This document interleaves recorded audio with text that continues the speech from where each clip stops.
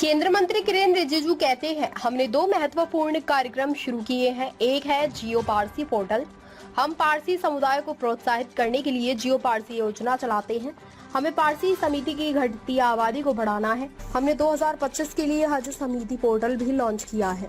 यह पहली बार है कि भारत में हज की तैयारियां शुरू की गई हैं। 2025 हज के लिए आवेदन और व्यवस्थाएं पहले ही शुरू हो चुकी हैं। हम चाहते हैं कि 2025 हज की प्रक्रिया बिना किसी समस्या की पूरी हो जाए। भारत में मुसलमानों की आबादी बहुत ज्यादा है और बहुत से लोग हज में हिस्सा लेते हैं, इसलिए हमारी व्यवस्थाएं बहुत अच्छी होनी चाहिए। 2 महत्वपूर्ण कार्यक्रम लॉन्च किए हैं। एक जियो पारसी पोर्टल, हमारे यहाँ जियो पारसी स्कीम चलते हैं पारसी कम्युनिटी को आगे बढ़ाने के लिए, तो उसके तहत आज जियो पारसी स्कीम पोर्टल लॉन्च किए गए हैं। हमारे साथ में राज्य मंत्री कुरियन साहब और नेशनल कमीशन ऑफ माइनॉरिटीज के चेयरमैन और मेंबर पारसी कम्युनिटी के देबू साहब, हम लोग सब यहाँ लॉन्च किए हैं। इससे मुझे लगता है कि जो पारसी कम्युनिटी का पॉपुलेशन जो घटते जा रहा है उसको बढ़ाना है और ये बहुत इसका असर होगा।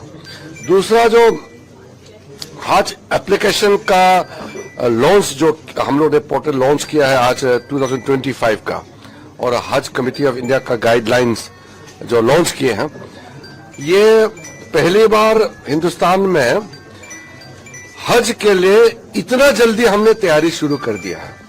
इतना जल्दी कदम कभी भी नहीं उठाया। इसका मतलब जो 2025 का जो हज है उसका एप्लीकेशन और सारा तैयारियां, सारा व्यवस्था जो भी करना है वो ऑलरेडी शुरू कर दिया है।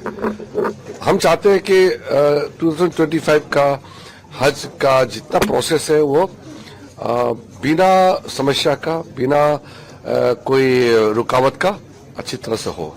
तो क्योंकि दुनिया में जितना देश है और खास करके जो मुस्लिम देशों से ज्यादा हज जाते हैं सऊदी अरबिया में, लेकिन हिंदुस्तान में बहुत ज्यादा मुस्लिम पॉपुलेशन है, यहाँ से बहुत संख्या में जाते हैं।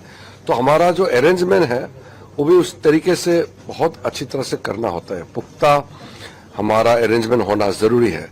तो 1,75,000 हाजियों का हिंदुस्तान से सऊदी अरब जाना और इतने दिन वहां रहना फिर वापस आना, ये अरेंजमेंट मामूली नहीं है। इसके लिए बहुत तैयारी करना पड़ता है। हमारे माइनॉरिटी अफेयर्स मंत्रालय तो नोडल मिनिस्ट्री है, काम तो कर रहे हैं, लेकिन साथ साथ में जो विदेश मंत्रालय है, हेल्थ मिनिस्ट्री है, सिविल एविएशन है, कई और मंत्रालय भी इसमें योगदान करते हैं। सर, ग्लोबल टेंडर की बात की जाती है, कॉस्ट को कम किया जाए, उसको लेकर के कैसे कदम उठाएंगे? देखिए, ये सऊदी अरब जो है अपने अपने एक समय समय में पॉलिसीज बनाते हैं, उसको हम इंटीग्रेट करना पड़ता है।